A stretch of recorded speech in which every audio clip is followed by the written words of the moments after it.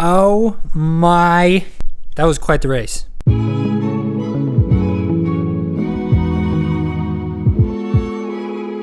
We have now had 3 rounds in Salt Lake, and every track has been different.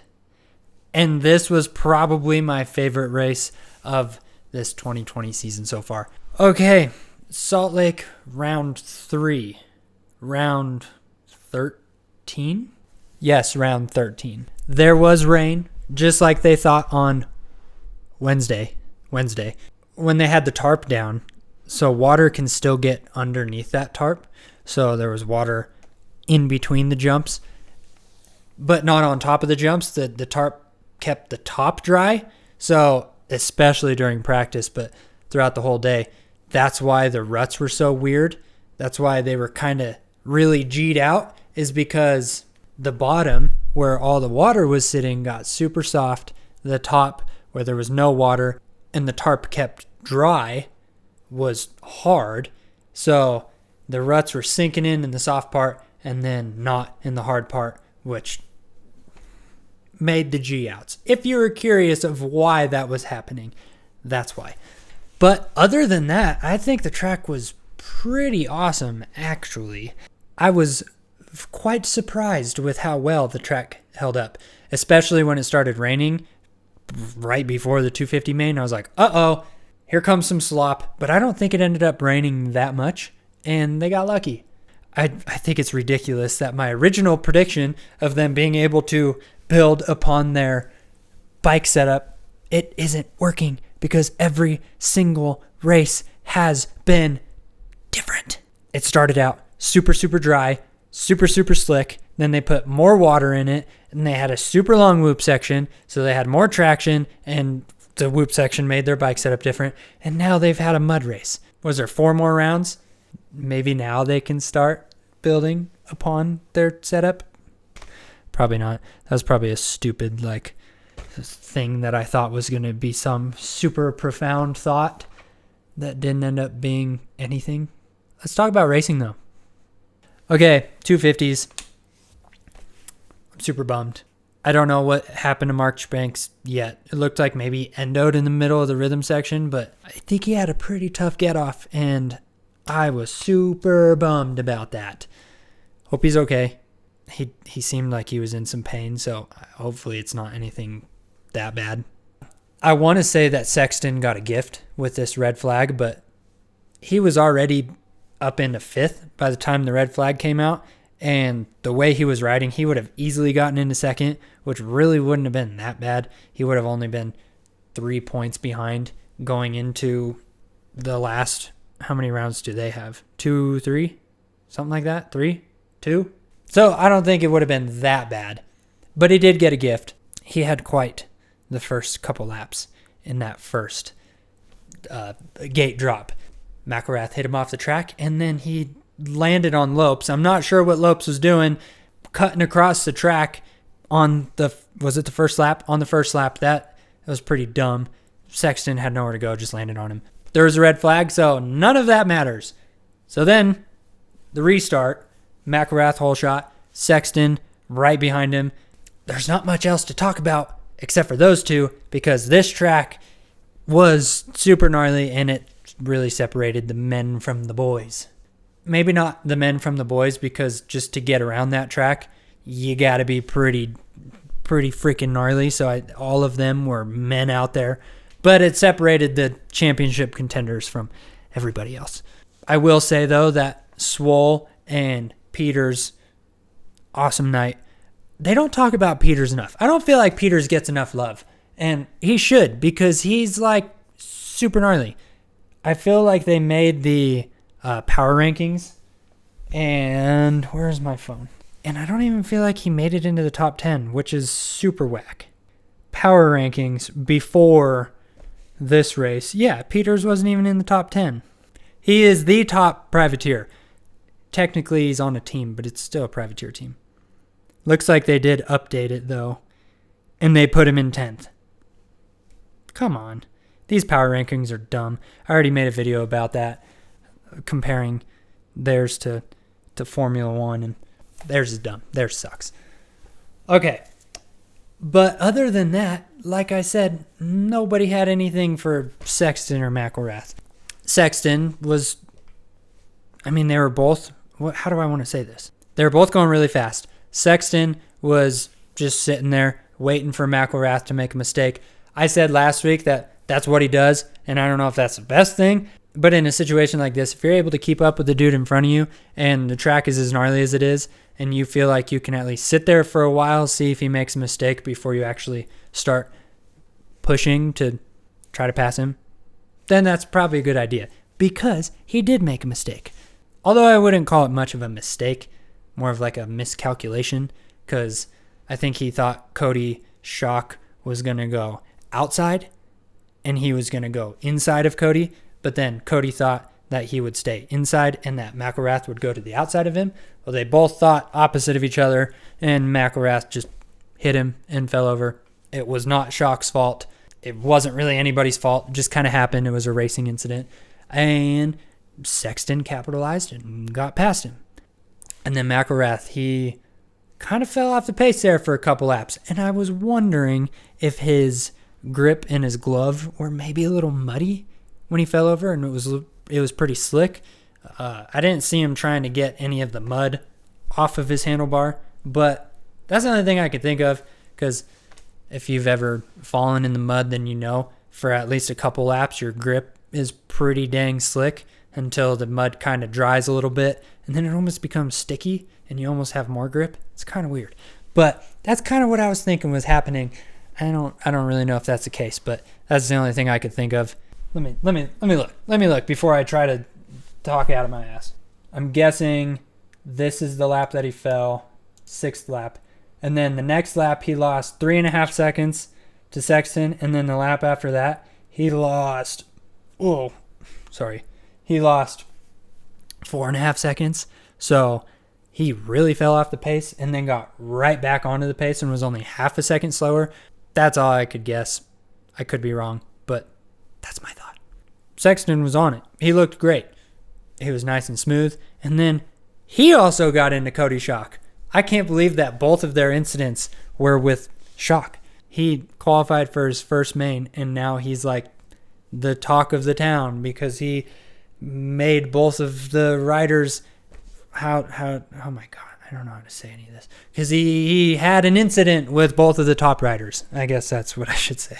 But Chase's front disc guard fell off, and then on the podium he was talking about how he had no front brake, and I wonder if when he hit Schock, if it did bend his front brake disc like Carmichael was saying could happen, because that would make sense for him not to have a front brake, because if it's bent every time it goes past the piston and the pads, it's pushing the pad out. And so you have to pump the brake back up every single time you want to brake, and then the rotor's just pushing the pad back out, and so you never have a front brake.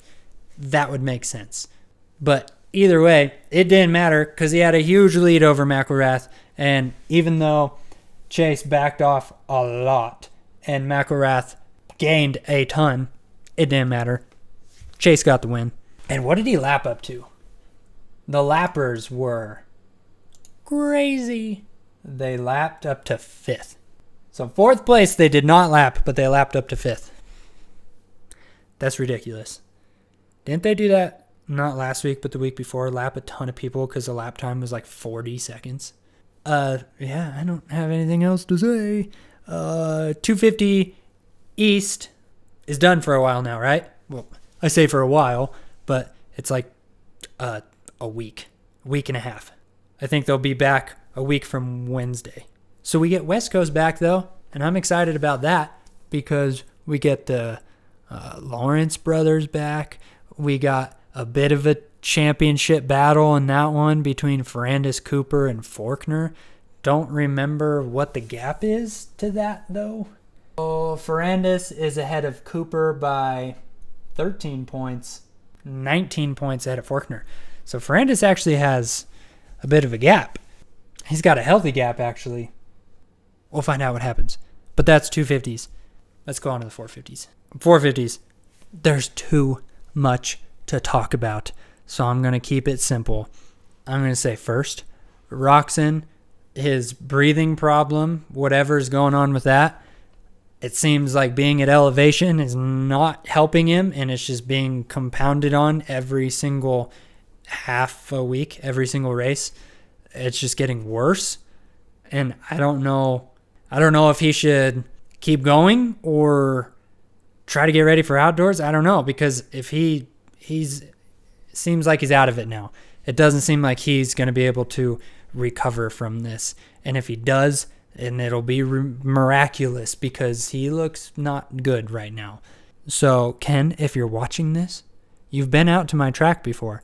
So, if you want some elevation training that will give you more benefit than even at Tomac's place, hit me up. 7,000 feet. That's where I'm at. I'm just saying, if you want to, track's open. Osborne has been killing it since we came back to Salt Lake. His starts are awesome, and his speed is pretty much there. I mean, nobody's speed was there when you're comparing them to Tomac and Webb, but his speed was there, and that's cool. I like to see these guys actually going fast. If we could have more battles up front, that'd make me a happy boy. But when Tomac and Webb ride the way they do, nobody can really compete with them. Because what, Anderson was the only one they didn't lap? Yep. Anderson was the only one they didn't lap. That is outrageous. Wow, Tomac's fastest lap was 0.7 seconds faster than Webb's even. I think lappers had a lot to do with that, but I'll talk about that in a second. Anderson was 2.2 seconds off of Tomac. That's a lot. That's a lot. But, I mean, he still got a podium, so good job, Anderson. You were the only one that wasn't lapped this race. That's insane. It reminds me of, I don't remember what year that was, but Carmichael at Millville during that mud race when Stewart couldn't get up the hill. He lapped everybody. Yeah, reminds me of that. Speaking of Stewart, did anybody know that he was Sexton's riding coach? I feel like that's not something James would ever do. Am I wrong on that? I don't know. That was a bit of a surprise to me when they said that. Anyways, Webb and Tomac. That was an awesome battle. I do think that the biggest reason Webb was able to keep up with Tomac was because of the lappers. I mean, there was that one shot of them going down the rhythm section before the whoops.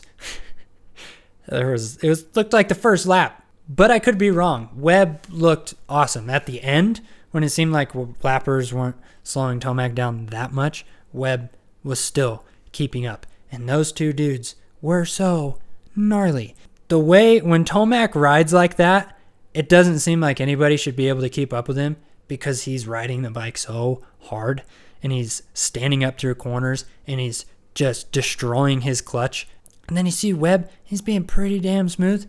Two different riding styles and they're both going the same speed. That's cool. I like that. That's what I saw a lot during outdoors with Tomac and Roczen, is Tomac would just bulldog his way through the insides of the corners where it's the deepest rut possible, and Roczen was finding these super smooth lines that I couldn't even see until he did it. I don't know how he would find them. It would be in like the middle of a corner going across ruts, and the rut is like this big and it's super smooth and nobody else was taking it except for him. That's something I noticed a lot during outdoors, and it's kind of like that with this race tonight.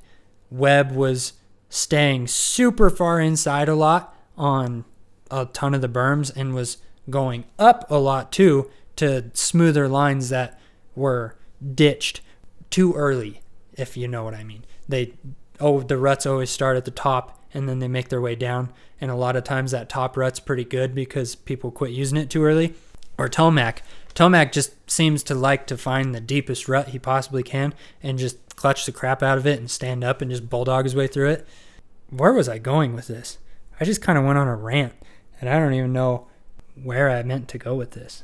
I think I was just saying that it was cool seeing two different riding styles go the same speed. Did they pass each other like 5 times? I don't even know. I can't even keep track of all the times they passed each other.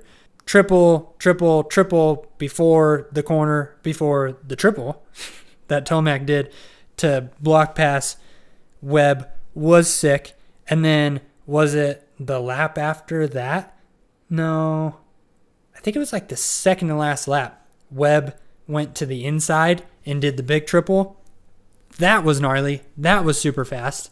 And then the last lap, Webb did that. And I thought he was going to push the envelope a little bit more on Tomac. I thought he was going to try to get in there a little harder than he did. But he kept it clean, which is fine, I guess. But I don't even know what to talk about because they were so gnarly. If you haven't watched this race, you should watch it. Because anything I'm saying is not going to give the credit that they deserve because they were going so fast. And if you have watched it, just go watch it again. Why are you listening to me? Just go watch it again. I don't know what to say that'll give them the credit that they deserve. So I'm just going to kind of end it here because I don't know what to say. I'm speechless. They were so fast. I don't know what to say. It seemed like the track was getting gnarlier. The ruts were getting deeper as the moto went on. And they just went faster and faster and faster and faster. Tomac's bike started smoking. I'm sure it's his clutch. I think that's what always is going on with him. His bike is always smoking. Didn't matter. I don't know what to say. I don't know what to say. So, I guess that's it. This is a championship between Webb and Eli. But really, it's Eli's championship because he doesn't want to give it up. That I thought was pretty cool. That he could have just let Webb go by and just cruise on into second. And he would have been just fine. But no, he wanted to win this. He wants to win this championship really, really, really badly. He tied Dungey for wins, and Dungey had, 4 championships, and Tomac has 0? He wants a championship. And that's cool. I respect that. Respect that a lot. He doesn't want to be like Dungey. He doesn't want to just cruise in second all season and just be in first and at the end in points. He doesn't want to be like that. He wants to win. I do want to say that I hit 1,000 subscribers, and I'm stoked. I'm in the process of making a video for this occasion. I didn't think I would hit it this quickly. I thought I was going to have maybe a week more.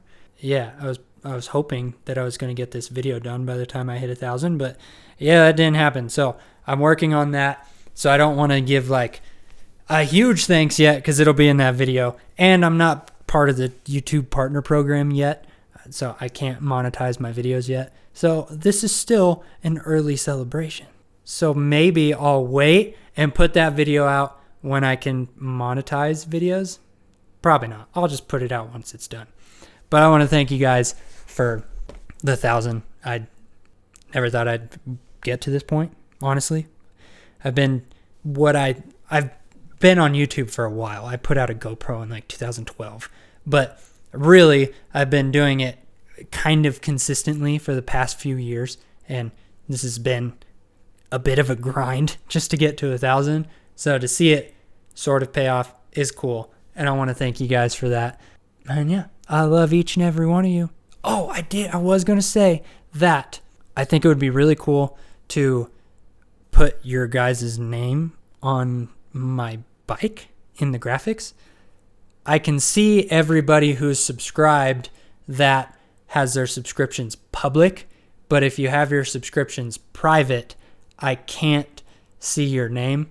So if you want to be on my bike, you have to have your subscription public, and I guess I'll put a deadline by the end of the week on Sunday. On Sunday is when I'll take the names and I'll try to get them where I can put them on the bike. So if you want to be on it, make sure your subscriptions are public by Sunday and you'll be on my bike. I hope, as long as I can figure out how to do that. That's all I wanted to say. Hope you guys enjoyed. Thanks for watching. Thanks for subscribing. You guys are awesome. You're my favorite people. But I'll see you in my next video. Bye.